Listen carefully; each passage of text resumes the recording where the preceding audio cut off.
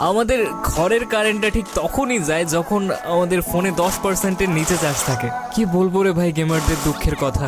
আমাদের আত্মীয়গুলাও ঠিক সেই টাইমে কল করে যখন আমরা ম্যাচের শেষ ফাইটের সম্মুখীন। কেমন আছিস, কি খাইছিস, কি রান্না হয়েছে, এই সকল ইন্টারভিউ এই গোটা ম্যাচটা পেরিয়ে যায়। শুধুমাত্র আমার গেমার ভাইরাই বুঝতে পারবে যে কেমন লাগে যখন সারা দিন কাজকর্ম করার পর শুধুমাত্র 2 মিনিটের জন্য গেম খেলতে বসি। আর সেই টাইমেই গোটা পরিবারের যত রাজ্যের কাজের কথা মনে পড়ে যায়। ঘরের এক কোণে প্যাক করে সমস্ত কাজ সেরে আসার পরও এন্ড অফ দ্য ডে শুনতে হয় সারাদিন তো খালি গেমই খেলিস।